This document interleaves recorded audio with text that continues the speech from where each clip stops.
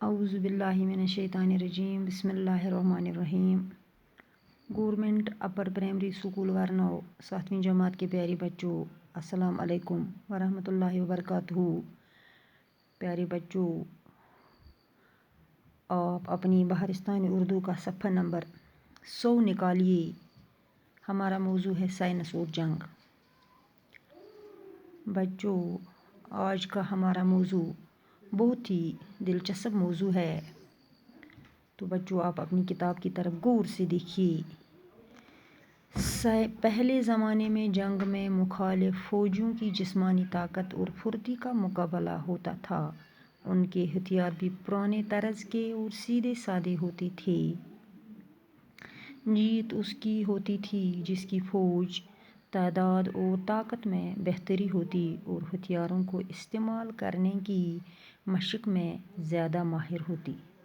بچوں، پرانے زمانے میں جنگ مختلف طریقوں سے ہوتا تھا، یعنی فوجوں کی جسمانی طاقت اور پھرتی کا مقابلہ ہوتا تھا۔ لیکن سائنس نے جہاں لوگوں کی بے حد خدمت کی، وہیں پر سائنس نے لوگوں کے لیے بہت زیادہ وبالی جان چیزیں بھی پیدا کی۔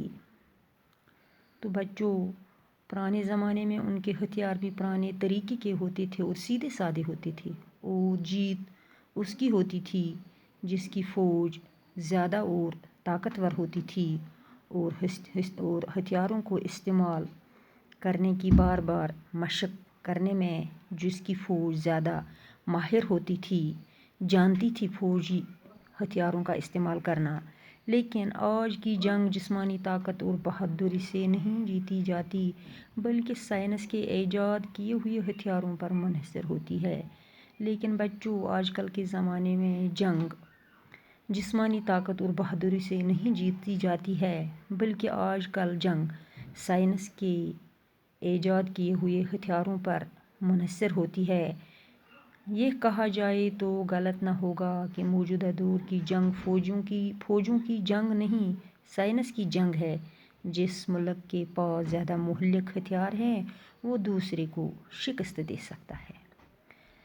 یعنی بچوں، موجودہ دور میں، آج کل کے دور میں جنگ فوجوں کی جنگ نہیں ہے، بلکہ یہ سائنس کی جنگ ہے، کیونکہ جس ملک کے پاس زیادہ مہلک ہتھیار ہیں، یعنی جس ملک کے پاس زیادہ جان لیوا ہتھیار ہیں، ہلاک کرنے والے ہتھیار ہیں، وہی ملک دوسرے ملک کو شکست دے سکتا ہے یا ہرا سکتا ہے۔ یعنی بچوں، سائنس کی وجہ سے دنیا میں زندگی درہم برہم بھی ہو گئی، اور سائنس نے دنیا میں بڑے پیمانے پر تباہی بھی مچائی دی، اور کئی بے گناہ لوگ جان سے ہاتھ دھو بیٹھے، کیونکہ آج کل کے ہتھیار بہت ہی مہلک اور جان لیوا ہتھیار ہیں، کیونکہ آج کل انہی مہلک اور جان لیوا ہتھیاروں سے ہی جنگ لڑی جاتی ہے، اور جس ملک کے پاس یہی مہلک ہتھیار ہیں، وہی ملک دوسرے ملک کو شکست دے سکتا ہے۔ پہلے جنگ کا دائرہ بہت محدود تھا، اب دنیا کے مختلف ممالک کے فاصلے مٹ چکے ہیں۔ ایک ملک کی لڑائی کا اثر دنیا کے دوسرے ممالک پر بھی پڑتا ہے۔ اس لیے جب کوئی جنگ چھڑتی ہے تو اس کی آگ دو ممالک کے درمیان ہی نہیں رہتی، بلکہ دنیا کو اپنی لپیٹ میں لے لیتی ہے۔ بچوں، پہلے زمانے میں جب جنگ ہوتا تھا تو اس کا دائرہ محدود ہوتا تھا، لیکن آج دنیا کے مختلف ممالک میں اگر جنگ ہو اور کہیں پر جنگ چھڑ جائے تو اس جنگ کا اثر ساری دنیا کو یہ جنگ اپنی لپیٹ میں لے سکتا ہے۔ یعنی تو یہ آگ کی طرح دو ملکوں کے درمیان ہی نہیں رہتی، بلکہ یہ ساری دنیا کو اپنی لپیٹ میں لے سکتی ہے۔ لیکن پہلے زمانے میں جب جنگ ہوتی تھی تو اس کا دائرہ محدود ہوتا تھا۔ اب جنگ کے مورچے صرف میدان میں نہیں، بلکہ ہوا اور پانی میں بھی قائم ہوتے ہیں۔ پہلے جنگ کی تباہ کاری اور بربادی میدانی جنگ یا مخالف ممالک کی سرحد پر ہوتی تھی، لیکن سائنس کے بنائے ہوئے مہلک ہتھیار بے گناہ عوام کے گھروں، مسجدوں، مندروں، سکولوں اور ہسپتالوں کو بھی اپنے لپیٹ میں لے سکتی ہے۔ بچوں، آج کل جو جنگ کے مورچے ہیں وہ صرف میدانوں میں نہیں ہیں بلکہ وہ ہوا اور پانی میں بھی قائم کیے گئے ہیں. یعنی جب پہلا جنگ ہوا تو اس کی تباہ کاری پہلی جنگ عظیم میں بچوں کئی بے گناہ لوگ اپنی جان سے ہاتھ دھو بیٹھے. اور جب آج کل کا جنگ ہوتا ہے تو یہ اپنی لپیٹ میں عوام کے گھروں، مسجدوں، مندروں، سکولوں اور ہسپتالوں کو بھی اپنے لپیٹ میں لیتی ہے.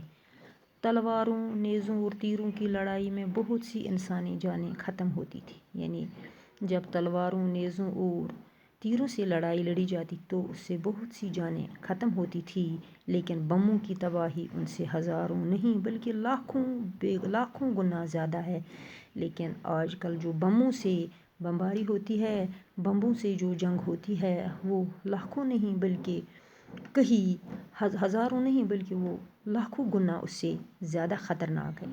ایک بم کئی میل کے رقبے میں عمارتوں اور انسانی زندگی کو تباہ کر سکتا ہے. دوسری جنگ عظیم میں دنیا کے کئی ممالک شدید بمباری کی وجہ سے تباہ اور برباد ہوئے.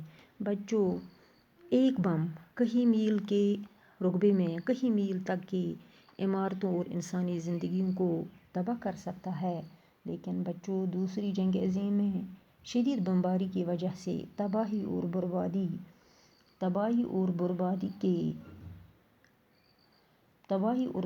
نے افغانستان اور عراق اور امریکہ میں بھی، جس کی وجہ سے بے گناہ لوگ مارے گئے اور کئی لوگ اپاہج اور بیکار ہو گئے. یعنی معذور اور بیکار ہو گئے. اگر سائنس نے خطرناک بم اور جنگی جہاز اور جنگ کے دوسرے اسلحے نہ بنائے ہوتے تو اتنے بڑے پیمانے پر تباہی نہ پھیلی ہوتی. یعنی اگر سائنس نے یہ اتنے بڑے خطرناک بم اور اتنے اسلحے نہ بنائے ہوتے تو اتنی تباہی دنیا میں نہیں پھیلتی. لیکن بچوں، ہم یہ نہیں کہہ سکتے ہیں کہ اس کا ذمہ دار سائنس ہے، بلکہ وہ لوگ جنہوں نے غلط چیزوں کے لیے اچھی ایجادات کا استعمال کیا. سائنس کی سب سے خطرناک ایجاد ایٹم بم، ہائیڈروجن بم اور مختلف قسم کے تباہ کن میزائل ہیں. زہریلی گیسوں کی ایجاد بھی تباہ کن ہے. ان بموں اور گیسوں کے اندر چھپی ہوئی طاقت سیکنڈ میں تمام دنیا کو تباہ کر سکتی ہے. یعنی سائنس نے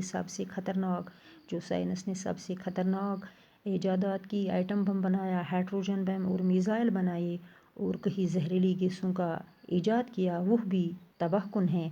اور ان بموں اور گیسوں میں جو چھپی ہوئی طاقت ہے وہ ایک سیکنڈ میں ساری دنیا کو تباہ کر سکتی ہے. جاپان میں ایٹم بم گرنے سے جو تباہی پھیلی تھی، دنیا کی تاریخ میں اس کی مثال نہیں ملتی. بچوں، جو جاپان میں ایٹم بم گرے تھے اور جس سے تباہی پھیلی تھی، ساری دنیا میں اس کی مثال کہیں نہیں ملتی ہے. تو بچوں، یہ پڑھا ہم نے حصہ الف میں کچھ سائنس اور جنگ کے بارے میں. تو بچوں، آپ نے پڑھا کہ آج کل کا جنگ کس طرح لڑا جاتا ہے. پرانے زمانے میں جنگ طاقت اور پھرتی سے ان کا جنگ کا مقابلہ ہوتا تھا اور ہتھیار بھی پرانے طریقے کے ہوتے تھے. لیکن آج کل جس ملک کے